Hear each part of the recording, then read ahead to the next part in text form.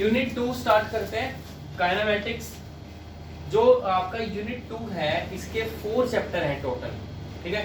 तो first chapter हम करेंगे uniform motion in a straight line, chapter 1 done.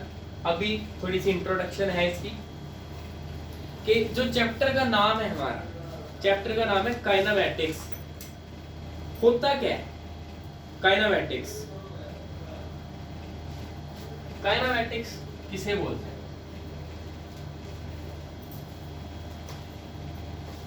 देखो फिजिक्स की ना 2 ब्रांचेस होती हैं, एक होती है काइनेमैटिक्स, एक होती है डायनामिक्स। डायनामिक्स दोनों क्या है, फिजिक्स की ऐसी ब्रांचेस हैं जिसमें आप ऑब्जेक्ट के मोशन की स्टडी करते हो, ठीक है। तो मैं इसको भी क्या लिखूंगा, द ब्रांच ऑफ फिजिक्स। देखो मैं हाफ ना दोनों को सेम लिखूंगा, the branch of physics which deals with the study of motion of object, which deals with the study of motion of object। अभी मैंने आगे लिखा है, छोड़ दिया, ठीक है। और ये भी मतलब ये क्या है, study of motion of object है, ये भी study of motion of object है। The branch of physics which deals with the study of motion of objects, study of motion of objects। फिर फर्क क्या है? और आपके जो सिलेबस में है ना वो काइनेमैटिक्स है, ये पढ़ते हैं, ये नहीं पढ़ते हैं, ठीक है। सिलेबस में ये नहीं है, ये है। क्या फर्क है देखो, the branch of physics which deals with the study of motion of object without taking into account the cause of their motion, without taking into account the cause of their motion is called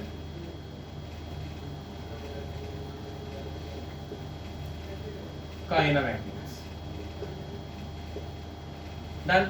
और ये branch of physics which deals with the study of motion of object, यहाँ क्या था, without taking into account, यहाँ आ जाएगा with या by taking into account the cause of, by taking into account the cause of their motion, cause of their motion is called dynamics।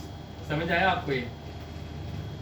देखो motion की study करनी है, ऑब्जेक्ट के motion की study, but object आया कहां से वो नहीं मैटर करता, समझ गए? उस पर फोकस नहीं करना, ऑब्जेक्ट कहां से आया। देखो मोशन की स्टडी है without taking into account the cause of their motion. Motion का जो कॉज है ना, कहां से मोशन प्रोड्यूस हुआ, कहां से आया, वो इसमें नहीं देखते, सिर्फ मोशन की स्टडी करनी है। मोशन की स्टडी का मतलब यही होता है उसकी वेलोसिटी कितनी है, एक्सेलरेशन कितना है, समझ गए कि इस टाइम पे इतनी वेलोसिटी थी, इतने टाइम पे कितनी वेलोसिटी होगी, सारा ये आ जाता है इसके अंदर। ओके, उसका ग्राफ कैसा बनेगा, मतलब मोशन की स्टडी ये है।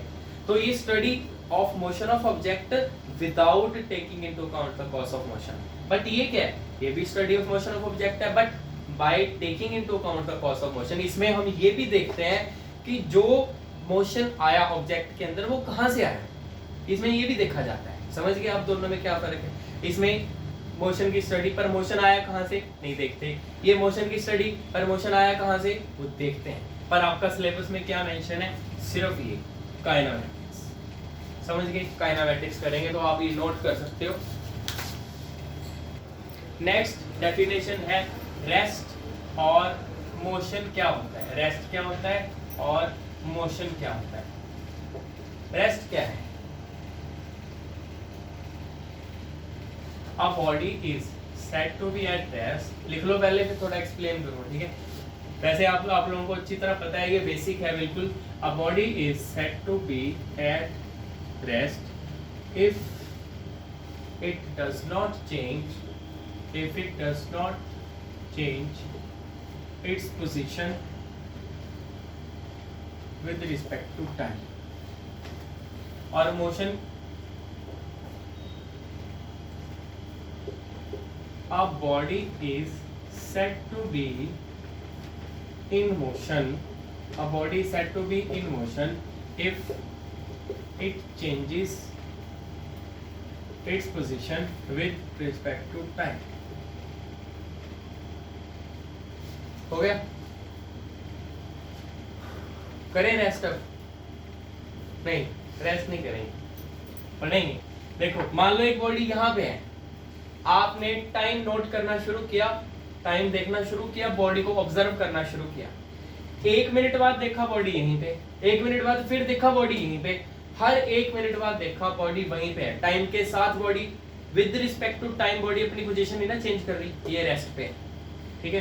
तो ये देख लो आप, a body is said to be at rest if it does not change its position with respect to time। अगर टाइम के रिस्पेक्ट में वो बॉडी अपनी पोजीशन चेंज ना करे, रेस्ट पे है, अगर पोजीशन चेंज करती है तो मोशन में है। हमने देखा यहाँ पे बॉडी, 1 मिनट बाद देखा बॉडी यहाँ पे आ गई, अगले 1 मिनट बाद यहाँ पे मतलब इस तरफ जा रही है बॉडी, बॉडी मोशन में है, समझ गए ना। अगर वो पोजीशन चेंज कर रही है, चाहे हल्की सी पोजीशन क्यों ना चेंज करे, बिल्कुल थोड़ी, तब भी मोशन में काउंट करेंगे उसे, समझ गए। ये रेस्ट हो गया, मोशन हो गया। इसके बाद होता है पॉइंट ऑब्जेक्ट। क्या होता है पॉइंट ऑब्जेक्ट? ये नोट कर लिया आपने सारा?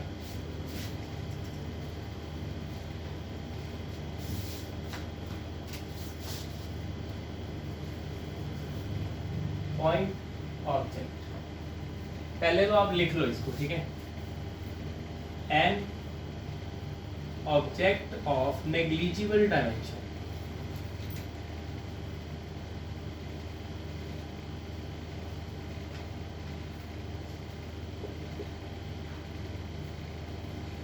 आप ऐसे लिख लो, a material object, material object लिखना, ठीक है। a material object of negligible dimension is called point object।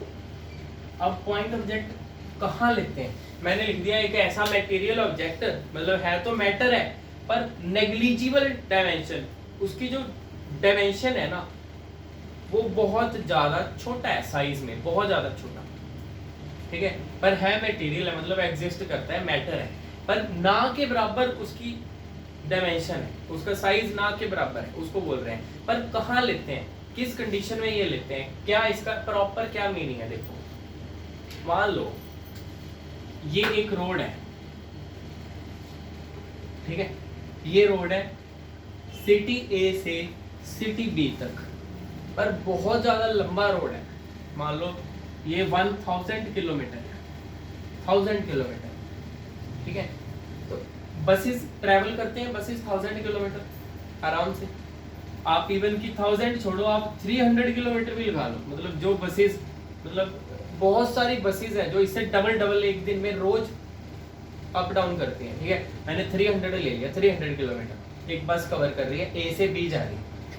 अगर मैं देखूं बस की लेंथ कितनी होगी, कुछ के मीटर होगी ना, 8 10 मीटर 11 मीटर 12 मीटर इतनी होगी ना, 12 मीटर 10-12 मीटर की बस है, मान लो बस है कुछ मीटर की, और ये 300 किलोमीटर है।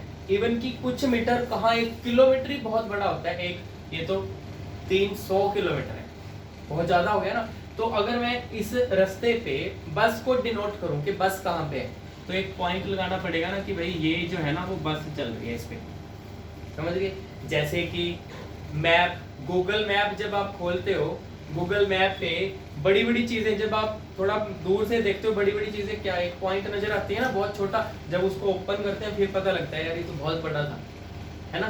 तो बिल्कुल ऐसे ही, तो डिस्टेंस बस ने बहुत ज्यादा कवर किया, पर बस खुद उस डिस्टेंस के मुकाबले बस की लेंथ क्या है, नेग्लिजिबल। तो बस यहाँ पे क्या क्या होगी, बस पॉइंट ऑब्जेक्ट होगी, बस यहाँ पे एक पॉइंट ऑब्जेक्ट है।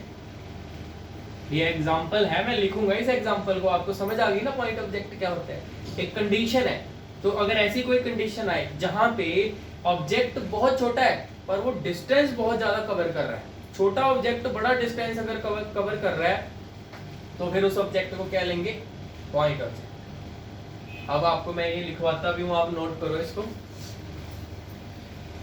For example let a bus covers a distance of 300 kilometers. The length of the bus is too small as compared to, अब एक्सट्रीमली स्मॉल भी लिख सकते हो, is too small as compare to the distance travelled by it, the distance travelled by it. In this case या in this condition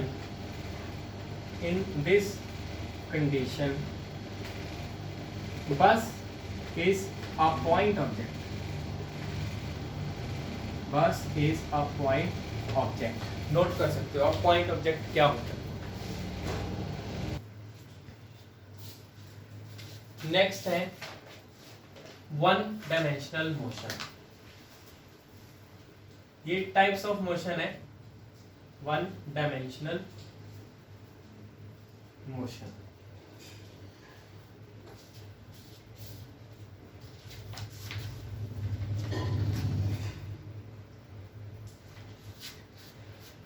क्या होगा one dimensional motion? देखो coordinate axis का आपको पता है, x axis, y axis, z axis. Use कहाँ करते हैं इसका? कोऑर्डिनेट एक्सिस इसका यूज करते हैं ऑब्जेक्ट की पोजीशन स्पेसिफाई करने के लिए। ऑब्जेक्ट कहाँ पे है, ठीक है, ये ओरिजिन है, ये ओरिजिन है, ओरिजिन से ऑब्जेक्ट कहाँ पे, किस डायरेक्शन में है, कितनी दूर है, एक्स पे है, वाई पे है या बीच में है, कहाँ पे है, समझ गए ना? ये पोजीशन डिस्क्राइब करने के लिए हम इसका यूज करते हैं। तो वन डायमेंशनल मोशन के अगर किसी ऑब्जेक्ट की, मूविंग ऑब्जेक्ट की पोजीशन बताने के लिए हमें एक एक्सिस की जरूरत पड़े, तीनों में से एक की जरूरत पड़े बस, उसको बोलेंगे वन डायमेंशनल मोशन, ठीक है। The motion of object, motion of an object is said to be one dimensional, is said to be 1D if only one axis, if only one coordinate axis, only one coordinate axis out of three axes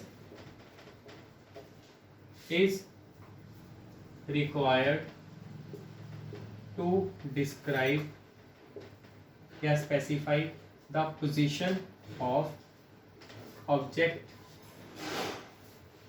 in space।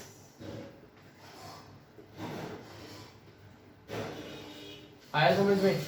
किसी object के motion को 1D कब बोलेंगे, one dimensional, अगर एक ही coordinate axis की जरूरत पड़े तीन में से, out of three, one is needed out of three, समझ गए ना? One coordinate axis is required out of three, तो हम क्या बोलेंगे उसके ऑब्जेक्ट की पोजीशन को स्पेसिफाई करने के लिए स्पेस में, तो हम क्या बोलेंगे जो मोशन है वो 1D है। एग्जांपल क्या होगी?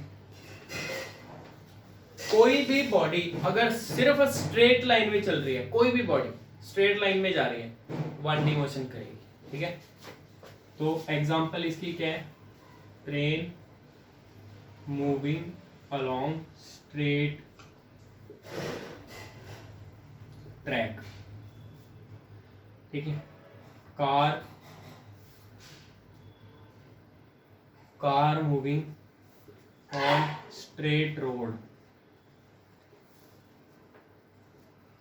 तो कोई भी स्ट्रेट मोशन है ना, कोई भी स्ट्रेट लाइन मोशन, ठीक है, आप लिख दो एनी स्ट्रेट लाइन मोशन, सारे 1D हैं, ठीक है जी। ये था वन डायमेंशनल मोशन, नोट कर लिया। करा दो टू डायमेंशनल, बड़ा सिंपल है, देखो two dimensional motion, motion of an object is said to be two dimensional अगर तीन में से दो एक्सिस की जरूरत पड़े मोशन को डिस्क्राइब करने के लिए, तो टू डायमेंशन होगा।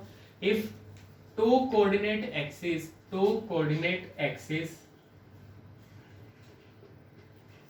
Out of three axis is required, तीन में से दो ही रिक्वायर है to describe the position of object in space, तो उसको बोलेंगे टू डायमेंशनल मोशन। एग्जाम्पल क्या होगी यार, एक बॉडी स्ट्रेट लाइन में जा रही है, वो 1D है, पर जाते जाते थोड़ी भी मुड़ गई ना ऐसे 2D। Motion of snake, snake ऐसे जाता सीधा ही है, पर बिल्कुल स्ट्रेट तो चल ही नहीं सकता, वो पहले ऐसे चलेगा फिर ऐसे चलेगा, समझ गए, वो स्ट्रेट लाइन मोशन नहीं है। तो अगर कोई बॉडी जाते जाते थोड़ी सी भी ऐसे हिल गई ना 2D हो जाएगा। तो example motion of snake, motion of snake, और इंसेक्ट क्रॉलिंग ऑन फ्लोर। ये फ्लोर पे जो ये छोटे छोटे कोई कीड़े वगैरह चलते हैं, है ना, कोई इंसेक्ट चलते हैं, क्या वो बिल्कुल स्ट्रेट चलते हैं?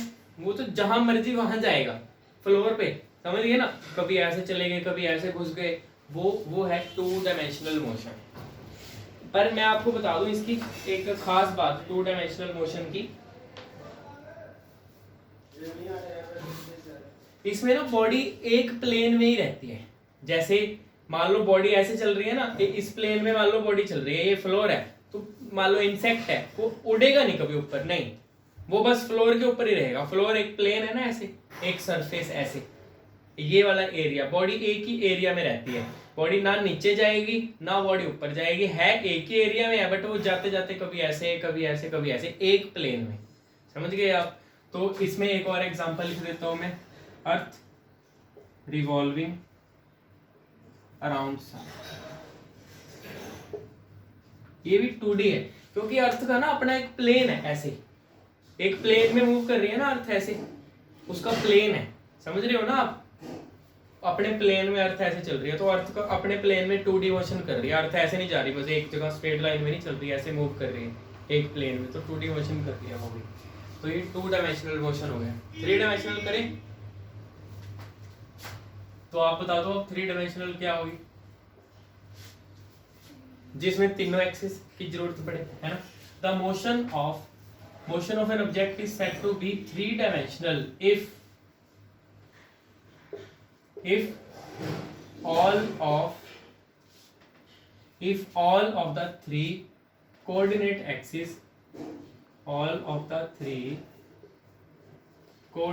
axes are required to describe the position of object in space।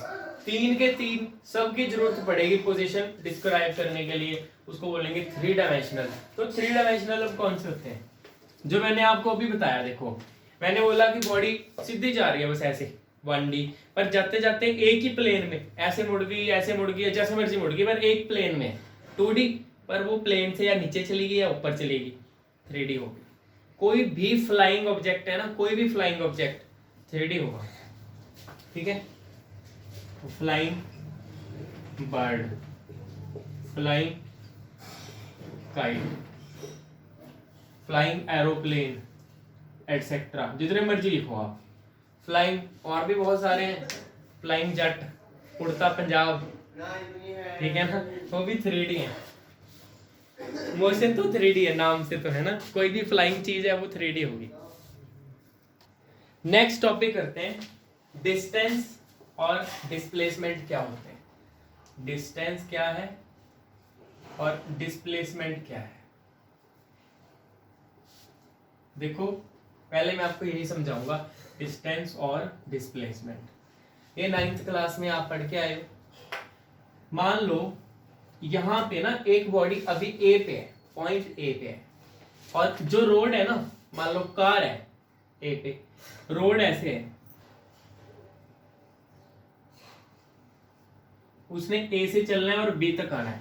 Body ए से चलती है, बी तक पहुंच गई, डन। अगर मैं ऐसे देखूं तो ज्यादा डिस्टेंस कवर किया ना उसने, और अगर मैं ऐसे देखूं स्ट्रेट लाइन के, अगर हम ऐसे मान लो उड़ के जाते सीधा ए से बी चले जाते, जा नहीं सकते।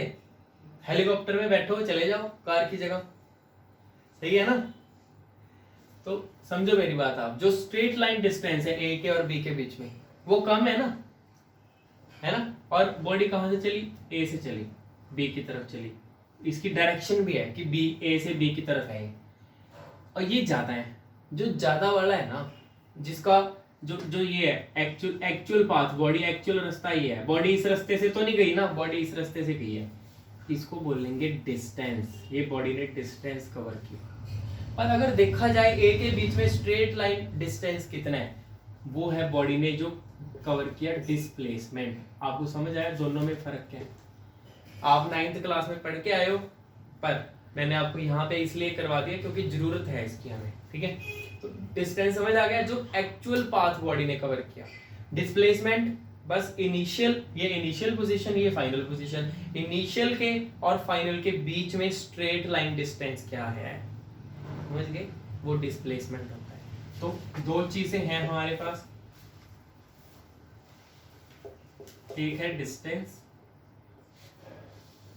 एक है डिस्प्लेसमेंट। अभी आपको मैं लिखवा देता हूं, देखो डिस्टेंस क्या बताया मैंने आपको, the actual path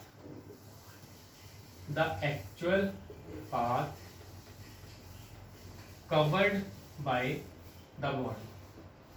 Actual path covered by the body is called distance. Displacement क्या है? The straight line shortest distance between initial and final position,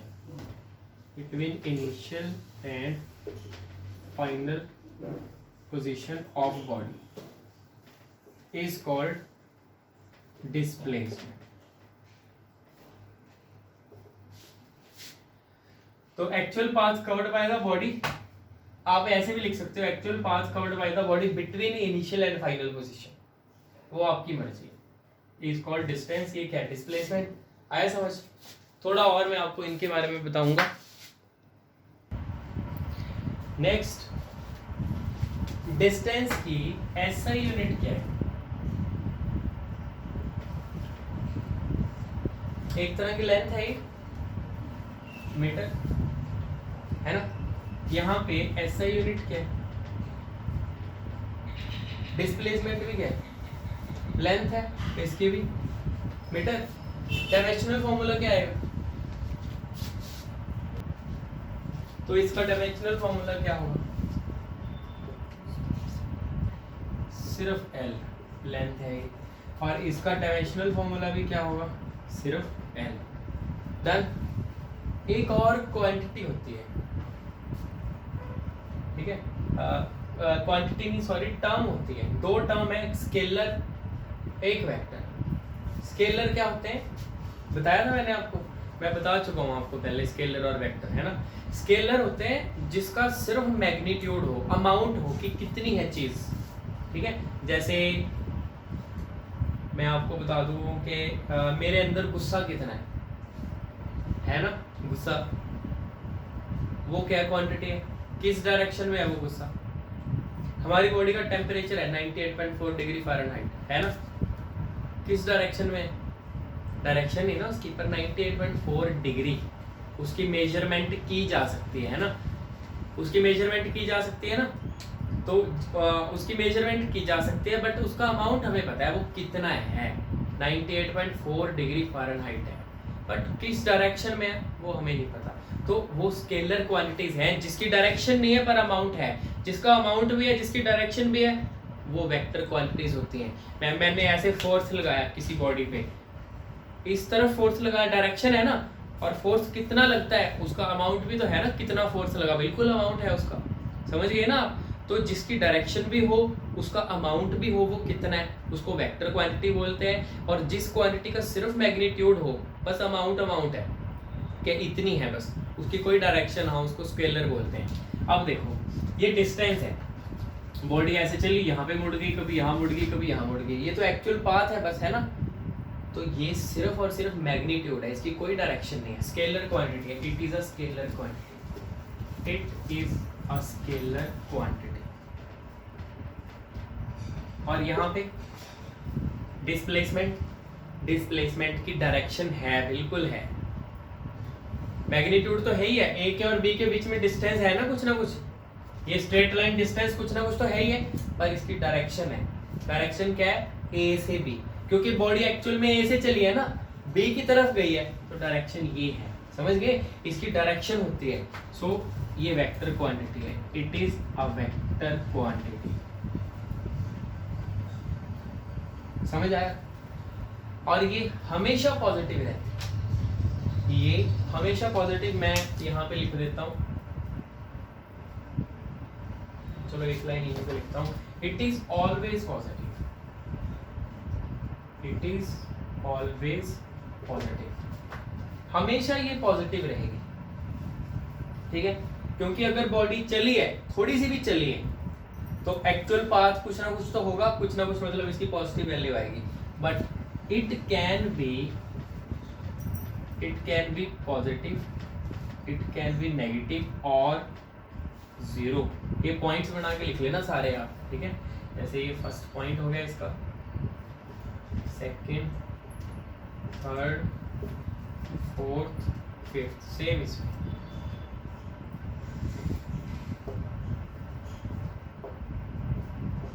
done. ये पॉजिटिव है, ये पॉजिटिव नेगेटिव जीरो, ये पॉजिटिव है, ठीक है, क्योंकि बॉडी ए से चली, थोड़ा सा भी अगर चले कुछ ना कुछ तो काउंट होगा, पॉजिटिव होगा। पर ये मैं कह रहा हूँ ए के और बी के बीच का डिस्टेंस है, स्ट्रेट लाइन डिस्टेंस है, पॉजिटिव तो नजर आ रहा है, ठीक है, कुछ ना कुछ तो काउंट करेंगे। नेगेटिव कैसे आया? देखो इसका जो रीजन है ना, मैं यहाँ लिखने लगा हूँ, ठीक है, यहाँ पे लिखने लगा हूँ मैं इस साइड। देखो अगर बॉडी ए से बी गई है तो ना, ये मैंने लिखा ना, it is a vector quantity. जो वेक्टर क्वांटिटी ऐसे लिखते हैं, उसके ऊपर ऐसे वेक्टर लगा देते हैं, वेक्टर क्वांटिटी के ऊपर। जैसे फोर्स वेक्टर क्वांटिटी है, फोर्स के ऊपर आपको ऐसे मिलेगा। एक्सेलरेशन वेक्टर क्वांटिटी है, एक्सेलरेशन पे आपको ऐसे मिलेगा। टेम्परेचर वेक्टर क्वांटिटी नहीं है, टेम्परेचर का टी मिलेगा आपको, ठीक है ना, उसके ऊपर ये नहीं होगा। वेक्टर की निशानी होती है ऊपर, ऐसे लगा देते हैं। तो बॉडी अब हमारी कहाँ से कहाँ गई? ए से बी गई ना, बॉडी ए से चली बी तक, ये अभी मैं पॉजिटिव लूंगा इसको। बट अगर मैं लिख दूं बी ए, है तो ए बी और बी ए सेम है, डिस्टेंस चाहे ए से बी चाहे बी से ई, बी से ए, एक ही बात होती है ना। पर यहाँ पे डायरेक्शन का फर्क पड़ जाता है। बॉडी ए से बी गई है, पर इसका मतलब है बी से ए। क्या बॉडी बी से ए गई है? नहीं, उल्टा लिख दिया ना मैंने। अगर उल्टा लिख दिया तो माइनस लेना पड़ेगा कि ये नेगेटिव है। समझ गए नेगेटिव कब लिखते हैं हम? ओके। अगर आपने मोशन उल्टा लिख दिया, डायरेक्शन उल्टी कर दी, माइनस लगाना पड़ेगा। तो डिस्प्लेसमेंट माइनस में भी लिख सकते हैं, प्लस में भी लिख सकते हैं। जीरो कब होगा? मैं कह रहा हूँ डिस्प्लेसमेंट क्या, इनिशियल और फाइनल पोजीशन के बीच का डिफरेंस है, शॉर्टेस्ट डिस्टेंस है, शॉर्टेस्ट और स्ट्रेट लाइन है ना। मान लो एक बॉडी यहाँ से चली ए से, पूरा घूम घाम के वापस वहीं आ गई, इनिशियल पोजीशन भी वही, फाइनल पोजीशन भी वही, इनिशियल के और फाइनल के बीच में डिस्टेंस ही नहीं है, तो डिस्प्लेसमेंट कितना हुआ? जीरो। समझ गए ना। तो जो डिस्प्लेसमेंट है वो पॉजिटिव भी हो सकती है, नेगेटिव भी हो सकती है, जीरो भी हो सकती है। ये मैंने लिख दी, ए बी पॉजिटिव बता दिया, बी ए नेगेटिव, और जीरो भी बता दिया। यहाँ पे इस केस में क्या होगा? Zero displacement. यहाँ पे डिस्प्लेसमेंट क्या होगा? जीरो। ठीक है जी। ये छोटी छोटी एग्जांपल्स ना नोट कर लिया करो, क्योंकि अभी स्टार्टिंग है आपकी, थोड़ा अच्छा लगेगा आपको। और अब लास्ट लाइन इसकी, क्या ये डिस्टेंस और डिस्प्लेसमेंट बराबर हो सकते हैं कभी? क्या ये कभी इक्वल हो सकते हैं? जो मैंने ये बनाया था, ये वाला और ये, क्या कभी इक्वल हो सकते हैं? हो सकते हैं। रोड ही सीधा है, अगर जिस रास्ते से गाड़ी गई वो रास्ता ही बिल्कुल स्ट्रेट है, ऐसे ये ए है, ये बी, बिल्कुल स्ट्रेट पाथ है। तो बॉडी ने जो एक्चुअल पाथ कवर किया वो भी यही है, डिस्प्लेसमेंट भी स्ट्रेट पाथ को ही बोलते हैं। समझ गए ना। सो लास्ट लाइन एक लिख लेना, distance and displacement, distance and displacement can be equal if body moves along, if body moves along a straight path। अगर बॉडी ना स्ट्रेट पाथ के अलोंग जाए तो डिस्टेंस और डिस्प्लेसमेंट इक्वल होंगे। डन। तो ये था डिस्टेंस और डिस्प्लेसमेंट के बारे में। नेक्स्ट टॉपिक करते हैं स्पीड एंड वेलोसिटी। देखो स्पीड क्या होता है, अगर आप चेक करो कि बॉडी कितना डिस्टेंस कवर कर रही है टाइम के साथ। मैंने आपको भी बताया ना डिस्टेंस क्या होता है, डिस्प्लेसमेंट क्या होता है। अगर आप चेक कर रहे हो सिर्फ डिस्टेंस को, कि बॉडी कितना डिस्टेंस कवर करती जा रही है विद रिस्पेक्ट टू टाइम, हमारे पास आएगा स्पीड। पर अगर आप डिस्टेंस को ना चेक करो, टाइम के साथ आप चेक कर रहे हो हर एक सेकंड बाद कि बॉडी डिस्प्लेसमेंट कितना करती जा रही है, मतलब शॉर्टेस्ट डिस्टेंस होता है ना वो आप देख रहे हो, पर टाइम के साथ हर एक सेकंड बाद बॉडी कितना वो कम कर रही है, ज़्यादा कर रही है, तो जो हमारे पास टर्म आएगी उसको बोलेंगे वेलोसिटी। तो ये क्या है, स्पीड क्या है, इसको क्या बोलेंगे ना, rate of change of distance with respect to time. आप ऐसे भी लिख सकते हो, it is defined as the rate of change of,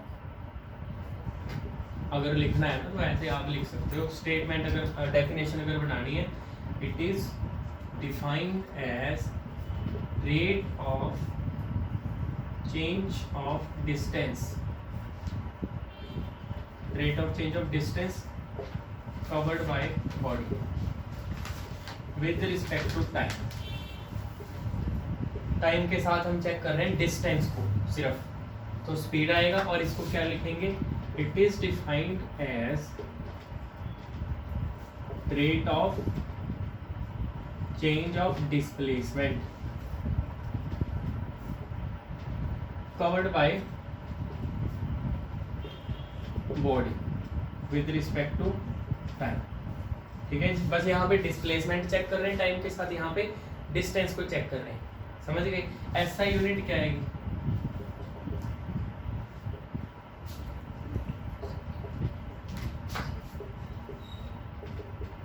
ऐसा यूनिट जल्दी जल्दी बताओ, टाइम ना लगाओ। डिस्टेंस को लेते हैं मीटर में, टाइम को लेते हैं सेकंड में, कितनी आ गई, मीटर पर सेकंड। सेम यहाँ पे डिस्टेंस मीटर में, टाइम सेकंड में, आपके पास आ गई मीटर पर सेकंड। डायमेंशनल फॉर्मूला बताइए दोनों का, सेम है यार। ये डिस्टेंस एक लेंथ है, टाइम को टी में कितना आ गया, L T minus one, L T minus one. Same यहाँ पे L T minus one, same है। नेक्स्ट, ये स्केलर है कि वेक्टर है, बताओगे।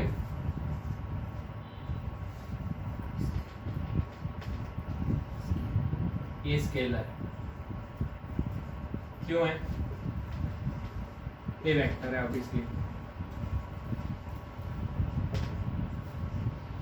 देखो स्पीड किस पे डिपेंड कर रही है, डिस्टेंस पे। डिस्टेंस अभी क्या बताया आपको, स्केलर, ये भी स्केलर है। ये किस पे डिपेंड कर रही है, वेलोसिटी, डिस्प्लेसमेंट पे। डिस्प्लेसमेंट क्या है, ये भी वेक्टर है, ठीक है। और मैंने आपको क्या बताया था, डिस्टेंस हमेशा पॉजिटिव होता है ना डिस्टेंस, तो डिस्टेंस अगर हमेशा पॉजिटिव है तो स्पीड भी हमेशा positive, it is always positive. और यहाँ पे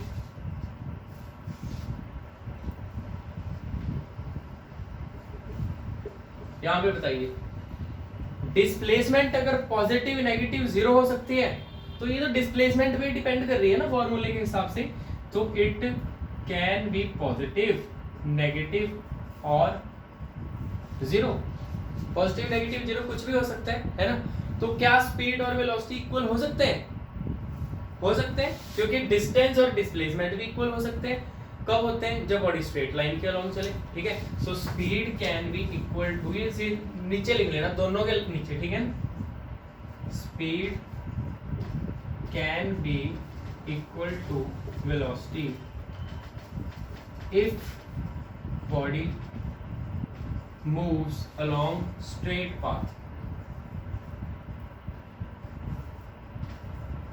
if body moves along straight path। ये दोनों के नीचे लिख लेना, ठीक है। स्पीड और वेलोसिटी इक्वल हो सकते हैं अगर बॉडी स्ट्रेट लाइन के अलोंग जाए तो।